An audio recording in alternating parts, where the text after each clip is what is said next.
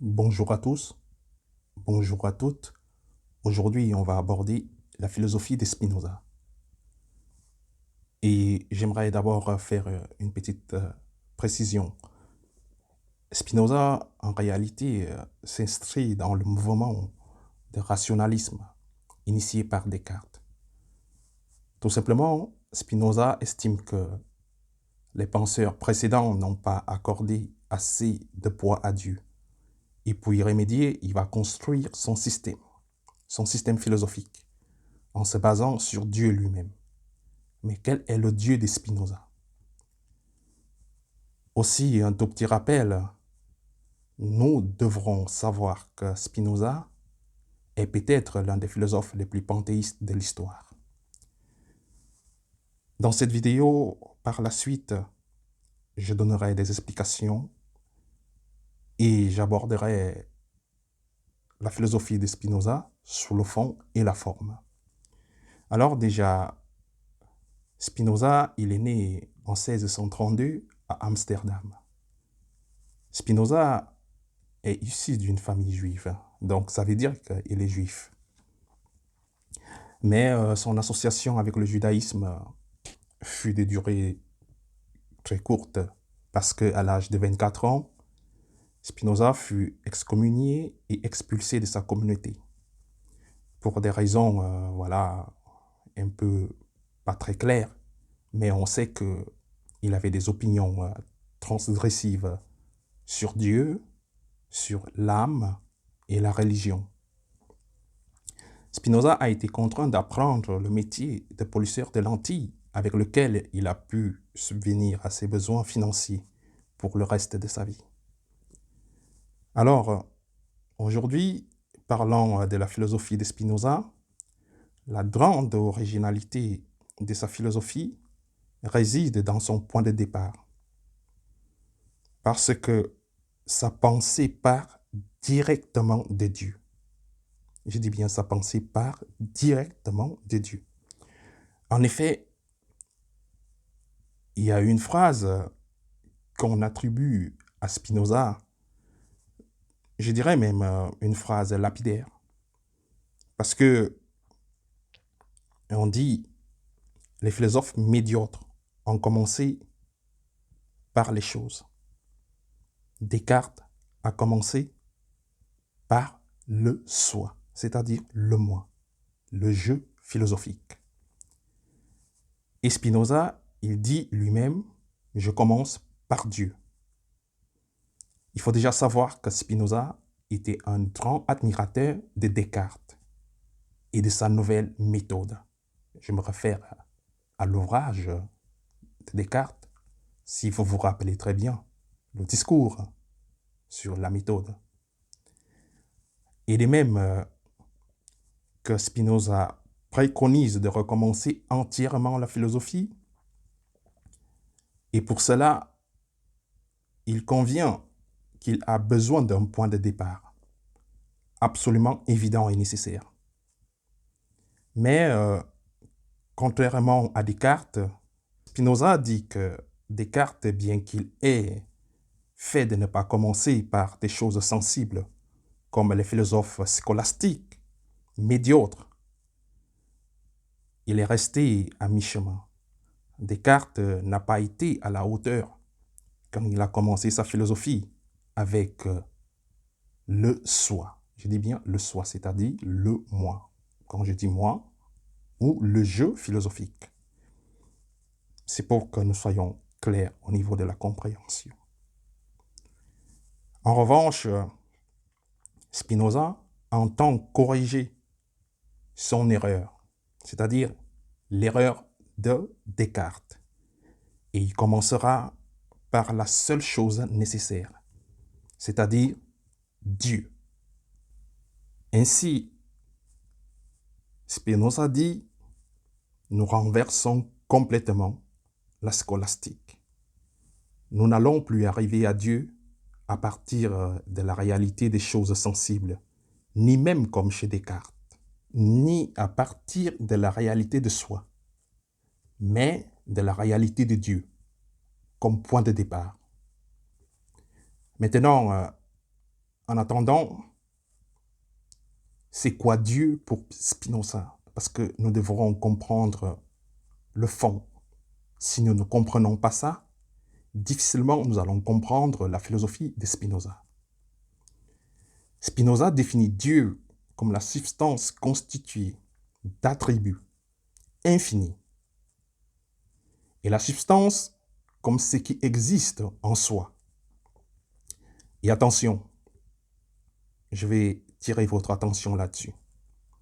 Bien que cette définition puisse sembler très aristotélicienne, la réalité est qu'elle n'a rien à voir avec ce que Aristote et ses disciples entendaient par substance. Allons-y un peu voir avec Aristote, c'est-à-dire on va faire un peu d'Aristote. Un petit retour, un petit récapitulatif sur Aristote concernant sa vision et ce qu'il comprend par substance. La substance est certes un terme ambigu qui englobe de multiples sens. Mais pour simplifier, restons sur le fait que pour Aristote, la substance est le sujet de prédication. Je m'explique. Cela signifie que la substance est ce dont quelque chose est prédiqué et qu'à son tour, rien n'est prédiqué. Prenons un exemple concret. Dans l'expression l'homme noir, le noir est attribué à l'homme, mais l'homme à son tour n'est pas quelque chose qui est attribué à d'autres choses. Au contraire, c'est le sujet dont les choses sont attribuées. L'homme est la substance. Le noir est l'attribut. Si l'on suit cette ligne, la substance est bien ce qui existe en soi, par opposition au moins à l'attribut qui existe dans un autre. Ceci revient à dire que dans la substance, comme sa modification, je reprends et je m'explique de nouveau. L'homme est la substance, le noir est l'attribut. Et si l'on suit cette ligne, la substance est bien ce qui existe en soi, par opposition au moins à l'attribut qui existe dans un autre, c'est-à-dire dans la substance comme sa modification. Ici, nous voyons que la noirceur n'existe pas si elle n'est pas comme la couleur d'un sujet, quel qu'il soit. Le sujet, par contre, existe en soi, c'est-à-dire qu'il y a une certaine autonomie ou autosuffisance. Je dis bien une certaine. Je dis certaine. Je l'ai fait exprès. Parce que pour que quelque chose soit une substance chez Aristote, le sujet n'a pas besoin d'avoir une autosuffisance ou une autonomie absolue.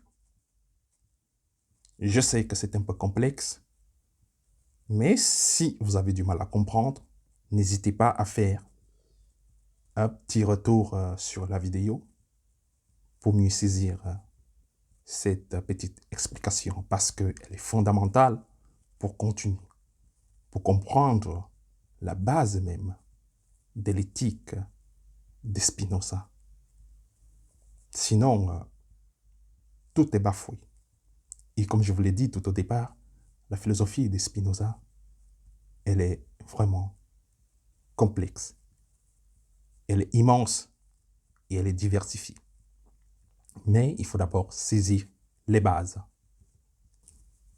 Comme je disais, pour que quelque chose soit une substance chez Aristote, le sujet n'a pas besoin d'avoir une autosuffisance ou une autonomie absolue.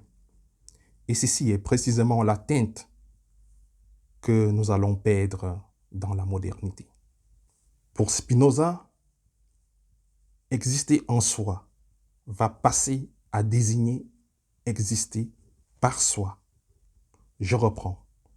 Pour Spinoza, exister en soi va passer à désigner exister par soi. C'est-à-dire pas avoir besoin d'aucune autre chose pour exister. Avec cette définition, c'est clair que seul Dieu est et peut être substance, parce que seul Dieu n'a besoin de rien pour exister. Tous les autres êtres dépendent directement de lui. Ça, c'est un changement qu'on a déjà vu en partie chez Descartes. Mais Descartes se résiste en l'amener et l'orienter vers ses dernières conséquences et continue à maintenir que sont substance les esprits et le corps. Là, il y a un peu de dualisme. Mais ce n'est pas le sujet d'aujourd'hui. Nous voyons tout simplement que ce que fait Spinoza, c'est retirer ses scrupules des dernières minutes. C'est-à-dire, seul ce qui n'a absolument besoin de rien existe en soi, de sorte que seul Dieu est substance.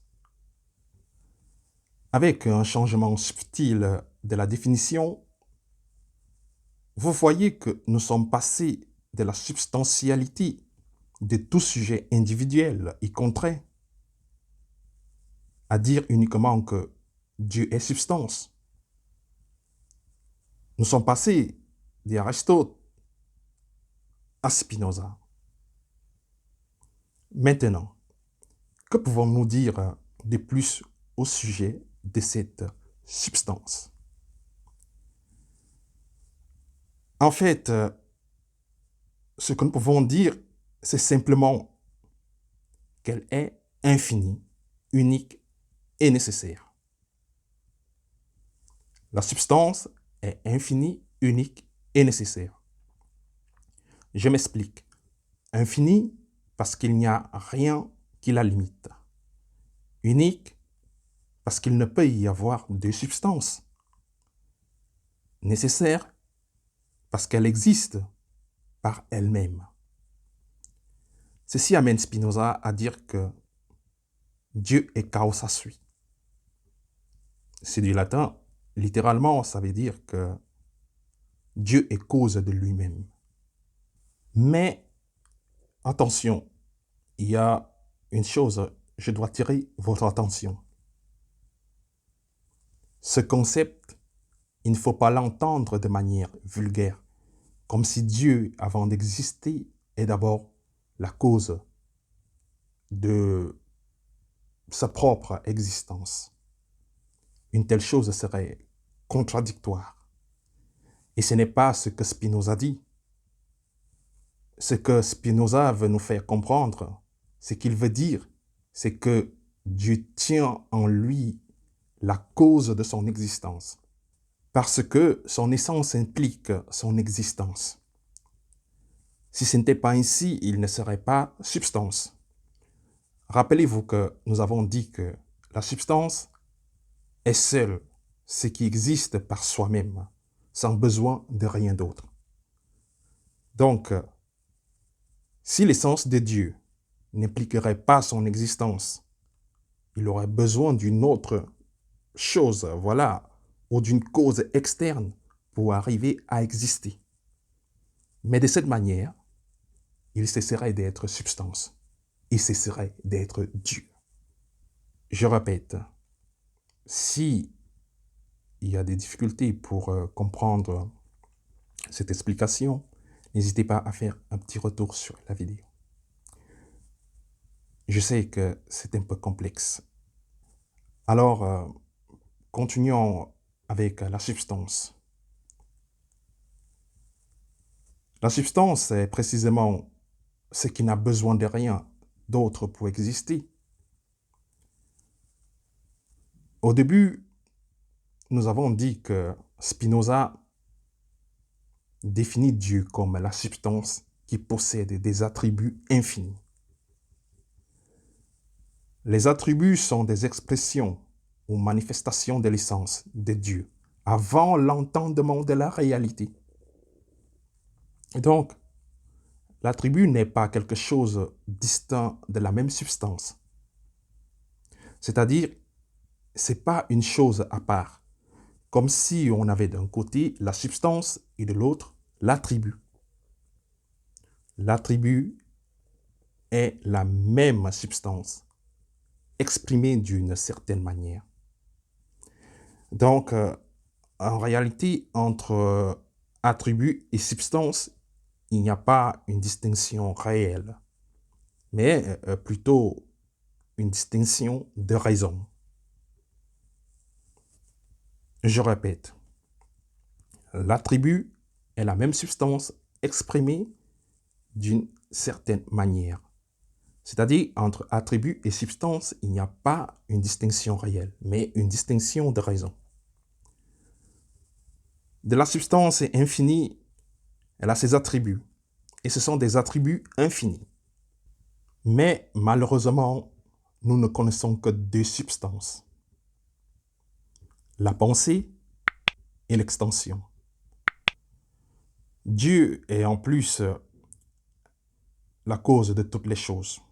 Mais attention, je dis Dieu, il est en plus la cause de toutes les choses, mais il n'est pas une cause libre comme dans la théologie judéo-chrétienne, mais il est plutôt une cause nécessaire. Tout ce que vous faites, tout ce que vous produisez, tout vous vient imposer par la nature. Ce n'est pas entre les mains de Dieu. Produire ou pas, ou alors produire des choses distinctes de celles qui sont produites, ainsi de suite, Dieu est obligé à œuvrer par sa propre nature. Sans doute, Spinoza appelle à cette nécessité la nécessité libre. Et comme Dieu est l'unique substance, il n'y a rien hors de lui. Il est libre de toute coaction. Seule sa propre nature le force à actuer comme il actue de manière que même sans liberté de volonté, il possède la liberté de coaction. Dieu est libre de suivre sa propre nécessité interne. Sans doute, une chose est intéressante, il ne faut pas qu'on se trompe, qu'on ne se trompe pas. Dieu n'agit pas pour des fins, pas même dans le but de s'exprimer pour faire quelque chose de bien pour les hommes. En fait, pour Spinoza, aucun être, je dis bien, aucun être ne travaille à des fins. C'est-à-dire, aucun être a pour objectif des fins en travaillant. Et comme les hommes croient agir pour des fins, soit par anthropomorphisme, ils attribuent à Dieu le même. Or, seul œuvre pour une fin celui qui désire quelque chose qu'il n'a pas. C'est aussi simple à comprendre que ça. Mais c'est vraiment absurde de le dire de Dieu. Parce que Dieu est infiniment parfait. Dieu ne travaille pas pour une fin. Déjà, je l'ai dit auparavant, que aucun être ne travaille à des fins, que ce n'est qu'une illusion humaine. Et que l'homme croit agir pour des fins par anthropomorphisme. Alors, retenons que Dieu ne travaille pas pour une fin. Il faut dire que Spinoza semble appréhender la causalité divine comme une séquence que comme une activité productrice consciente. Donc, pour Spinoza, il voit plus cette causalité divine comme une séquence, une simple séquence, plutôt qu'une activité productrice consciente. Alors, nous allons retenir que de la nature de Dieu découlent les différentes choses, tout comme de la nature du triangle. Il s'ensuit que leur angle totalise 180 degrés. Les choses se suivent avec la même nécessité, avec laquelle 4 résulte de 2 plus 2, ou alors 6 résulte de 3 plus 3. Mais s'il vous plaît, ne pensez pas que Dieu crée ou produit quelque chose en dehors de lui. Non, non et non. Dieu est une cause immanente. Comme il n'y a rien en dehors de Dieu, tout ce que Dieu cause ne peut lui être extérieur. Il doit lui être intérieur. Ce que Dieu cause reste en lui. Ça fait partie de lui. Tout est en Dieu et Dieu est en tout. Vous voyez l'essence même de la philosophie de Spinoza. Il dit, tout est en Dieu et Dieu est en tout. Ça veut dire que toi aussi, tu es Dieu. Tout ce que nous voyons, entendons et touchons, même ce que nous sommes, fait partie de Dieu. Et ne sont rien de plus que différentes manières que Dieu a d'exprimer sa propre essence. Ce sont cependant des expressions de second ordre, puisqu'elles n'expriment pas la substance divine, mais la substance divine telle qu'elle est déjà exprimée dans les attributs. Alors, pour Spinoza, le réel se divise en 3 catégories. Substance, attribut et mode. Je reviendrai là-dessus. Vous avez d'abord la substance divine. Et d'elle, une première manifestation, qui sont ses attributs infinis. Puisqu'il y a une seconde manifestation qui est ce que Spinoza appelle mode, qui sont l'expression des attributs. C'est-à-dire une expression d'une expression.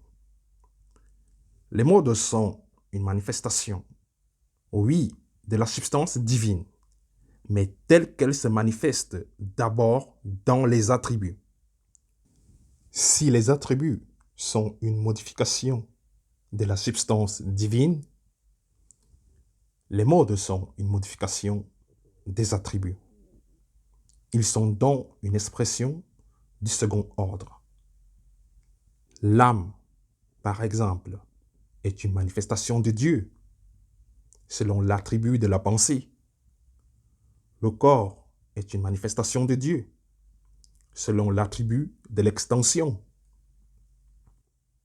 Car nous connaissons que 2 attributs, parce que nous sommes précisément constitués par des modes de ces 2 attributs. Le corps est une manifestation de Dieu, selon l'attribut de l'extension. Et c'est tout. Rien de plus. Car nous ne connaissons que ces 2 attributs.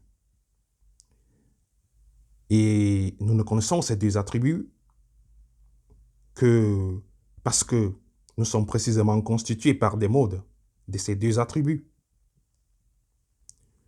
L'homme n'est pas substance, pas même une union de 2 substances comme prétend Descartes, mais l'union de 2 modes d'attributs de Dieu, c'est-à-dire la pensée et l'extension.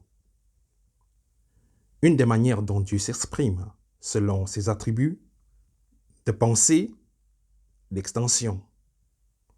Le monde n'est donc pas ce qui existe en soi, mais ce qui existe dans un autre. Mais où alors? Dans un autre. Où? C'est ce que nous allons voir tout de suite. D'abord, dans la substance de Dieu, les modes sont donnés dans la substance. Et sans la substance, ils ne pourraient exister, puisqu'ils n'en sont que les manifestations. On peut faire une distinction entre Dieu et le monde, sans oublier bien sûr qu'il ne s'agit pas d'un Dieu transcendant ou d'un monde avec son entité propre. Pour Spinoza, tout est immanent à la substance divine. Tout fait partie de la même chose. Dieu serait la substance divine avec ses attributs infinis. Et le monde serait les modes en tant qu'expression de ses attributs. Spinoza dit aussi que Dieu est la natura naturans, c'est-à-dire la nature génératrice, c'est-à-dire Dieu comme cause, tandis que le monde est la natura naturata, c'est-à-dire nature engendrée. Les effets de la dite cause, d'une manière plus simple. De toute façon, rappelez-vous que le monde n'est pas quelque chose de Dieu, mais Dieu lui-même, vu d'un autre prisme. C'est de cette façon que Spinoza nous fait comprendre les choses. Mais avant de faire ce petit résumé, je l'ai dit au départ que la philosophie de Spinoza est vraiment complexe. Et je reviendrai dans une autre vidéo avec des explications un peu plus accessibles. Alors, qu'y a-t-il en réalité? Qu'est-ce qu'il y a? Pour résumer cette philosophie, cette éthique de Spinoza, Dieu comme seule substance infinie. Cette substance manifeste toute sa richesse en attributs infinis, d'où découlent d'autres manifestations que nous appelons modes. De tous les attributs de Dieu, nous en connaissons deux. La pensée et l'extension. Je l'ai dit au départ, c'est essentiel pour comprendre la philosophie de Spinoza. La pensée et l'extension qui se traduisent respectivement par le mode du monde spirituel et le mode du monde matériel. Aucun de ces modes n'a d'existence propre ou séparée, mais existe dans une seule substance. Ce sont ces manifestations ou expressions qui découlent de sa propre nature, d'une manière librement nécessaire. Comme dit Spinoza, tout ce qui est en Dieu. Et rien ne peut exister ni être conçu sans Dieu. C'était tout pour aujourd'hui. Je suis vraiment ravi d'avoir partagé avec vous cette petite explication ou alors cette vidéo sur Spinoza. Je reviendrai là-dessus sous une autre forme avec des explications plus accessibles. Merci et à très bientôt pour une prochaine vidéo.